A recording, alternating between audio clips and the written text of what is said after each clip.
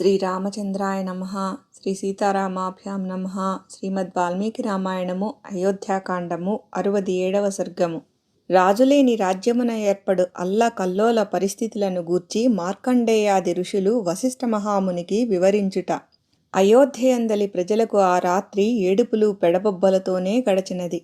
ఎవరి ముఖములలోనూ ఆనందము యొక్క జాడయే కనపడకుండెను.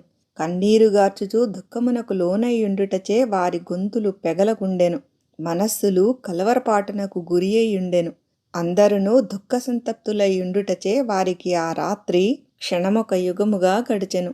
ఆ రాత్రి గడచిన పిమ్మట సూర్యోదయానంతరము రాచకార్యములను నిర్వహించెడి బ్రాహ్మణులందరూ సభ చేసిరి.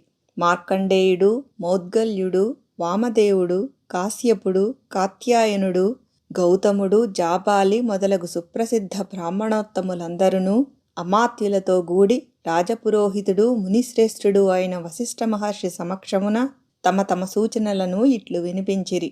ఈ మహారాజు పుత్రశోకముతో మృతి చెందుట వలన దుఃఖభారముతో మనకు ఈ రాత్రి 100 సంవత్సరముల వలె గడిచినది. మహారాజేమో దివికేగెను. శ్రీరాముడు అడవుల పాలాయెను. తేజస్వి అయిన లక్ష్మణుడైతే అన్నయగు శ్రీరాముని అనుసరించెను. శత్రుభయంకరులైన భరత శత్రుఘ్నులు ఇరువురును కేకేయ రాజ్యములోని రాజగృహము అను పేరుగల రమ్యమైన పురమునందలి తాతగారి ఇంటిలో ఉండిపోయిరి. రాజులేని రాష్ట్రమున అల్లకల్లోలములు చెలరేగును. అట్లుగాకుండుటకై అనగా రాజ్యము సురక్షితముగా నుండుటకై నేడే ఈ అయోధ్యకు అనగా కోసల రాజ్యమునకు ఇక్ష్వాకు వంశజులైన రామలక్ష్మణ భరత శత్రుఘ్నులలో ఒకరిని రాజుగా పట్టాభిషిక్తుని గావింపవలెను. రాజులేని రాజ్యమున మెరుపులతో ఉరుములతో గూడి మేఘములు భూమిపై బాగుగా వర్షింపవు. పిడికిళ్లతో విత్తనములను చల్లుట జరుగదు అనగా వ్యవసాయము దెబ్బతినును. పుత్రులు తండ్రి మాట వినరు. భార్య భర్త మాటను పాటింపదు. సంపదలకు రక్షణయుండదు. భార్యయు అడ్డు అదుపులు లేక తిరుగుచుండును అనగా దంపతుల అన్యోన్యానురాగములు సన్నగిల్లును. మిగుల భయానక పరిస్థితులు ఏర్పడును. సత్యమునకు నిలువ నీడయేయుండదు. క్రయ విక్రయాదులయందు నీతి నిజాయితీలు ఉండవు. రాజులేని దేశమున ప్రజలు మనసులు నిలకడలేక సభలను సమావేశములను నిర్వహింపరు. వృక్షములను నరికివేయుదురను భయముతో చక్కని ఉద్యానవనములను పెంచరు. దుర్గ నిర్మాణ భయముతో జనులు సత్రములను దేవమందిరములను నిర్మించుటకు ఉత్సాహము చూపరు. యజ్ఞములను చేయించుటలో శ్రద్ధాసక్తులు గలవారును ఇంద్రియ నిగ్రహము గలవారును వేద పండితులను వ్రతనిష్ఠా గరిష్ఠులను అయిన ఋత్విజులు విఘ్నభయముచే యజ్ఞముల జోలికే పోరు. ఒకవేళ ధనసంపన్నులైన బ్రాహ్మణోత్తములు ఎవరైనా గొప్ప గొప్ప యజ్ఞములను నిర్వహించినను వారు ఋత్విజులకు తృప్తికరముగా దక్షిణలను ఇయ్యరు. రాజులేని రాష్ట్రమున అనగా రాజ్యమున ప్రజలకు మనోవికాసమును కలిగించుట ద్వారా దేశాభివృద్ధికి తోడ్పడునట్టి నటన, నాట్యము, నృత్యము, సంగీత సాహిత్యములు మొదలగు లలిత కళలు అడుగంటును. దేవోత్సవములు, తీర్థయాత్రలు మున్నగు సామాజిక కార్యక్రమములు కుంటుపడును. వ్యవహారపు చిక్కులకు న్యాయస్థానములను ఆశ్రయింపగా అచట వారికి న్యాయము జరుగదు. క్రయ విక్రయాదులు న్యాయబద్ధముగా కొనసాగవు.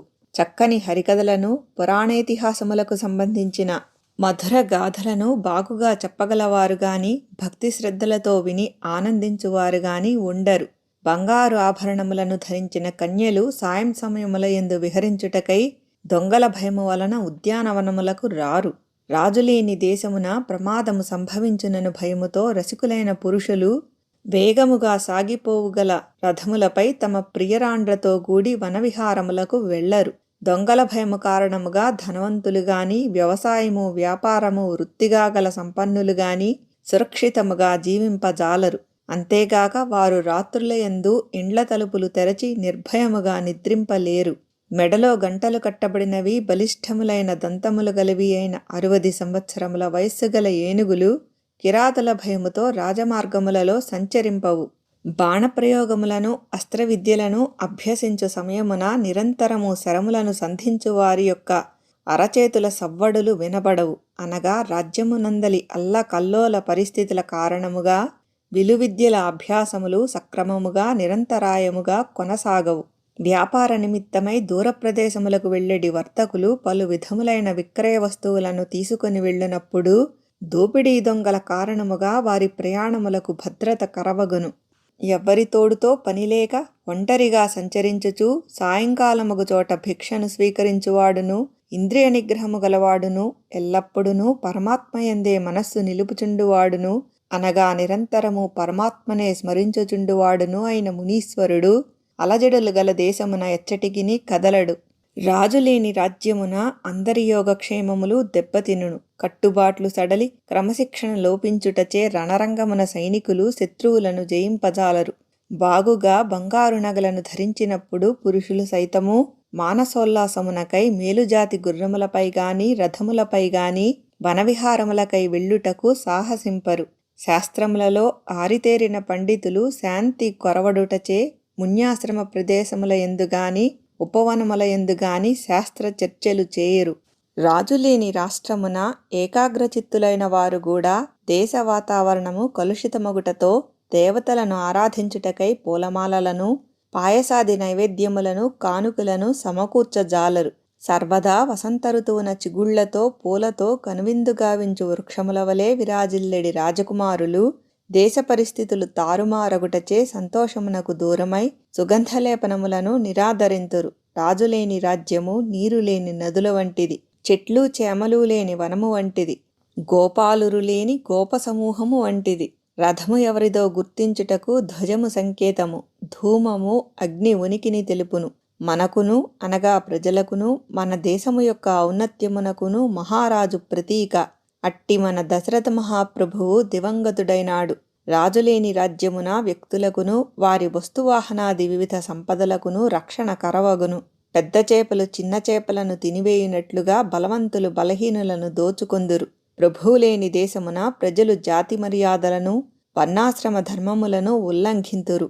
ఇంతవరకును రాజదండనములకు భయపడియుండు నాస్తికులు ఈ పరిస్థితిని అదునుగా తీసుకొని శాసన భయము లేక విశృంఖలముగా ప్రవర్తింతురు. సమస్త ప్రాణులకును దృష్టి అనగా నేత్రములు శరీర ప్రమాదములను నివారించుచు రక్షణ కల్పించును. అట్లే రాజు దేశ ప్రజలలో సత్య ప్రవర్తనను ధర్మ మార్గమును నెలకొల్పును, వాటిని పరిరక్షించును.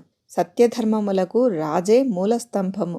అతడే కులాచారములను అనగా జాతి ధర్మములను చక్కగా ప్రవర్తిల్లజేయువాడు.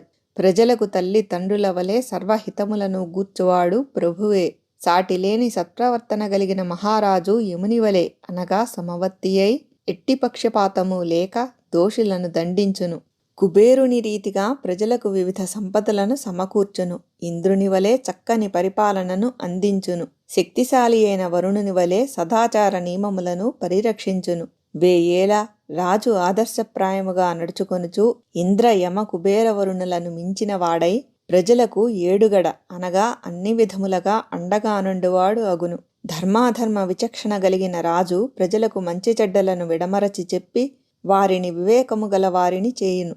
అట్టి రాజులేని నాడు ప్రజలు అయోమయ స్థితిలో పడి దిక్కుతోచని వారు అగుదురు. ఓ వశిష్ఠ మహర్షి, మహారాజుగారు జీవించి ఉన్నప్పుడునూ మేము అందరమును సముద్రము చెలియలి కట్టను వలె మీ ఆజ్ఞను అతిక్రమించెడి వారము కాము, అనగా ఎల్లప్పుడూ మీ ఆజ్ఞనే పాటించుచుండెడి వారము. ఓ బ్రహ్మర్షి, మీతో మేము ఇంతవరకును విన్నవించుకునిన విషయములను అనగా రాజులేనిచో రాజ్యమున ఏర్పడు అల్ల కల్లోల పరిస్థితులను బాగుగా పరిశీలించి ప్రభువులేని దేశము అడవిగా మారును అను అంశమును దృష్టిలో పెట్టుకొని ఇక్ష్వాకు వంశజులైన దశరథుని సుతులలో ఉదారుడైన వానిని ఈ కోసల దేశమునకు రాజుగా పట్టాభిషిక్తుని గావింపుము అని మార్కండేయుడు మొదలగు ఋషులు వశిష్ఠ మహర్షికి విన్నవించిరి. వాల్మీకి మహర్షి విరచితమై ఆదికావ్యమైన శ్రీమద్ రామాయణమునందలి అయోధ్యాకాండమునందు 67వ సర్గము సమాప్తము.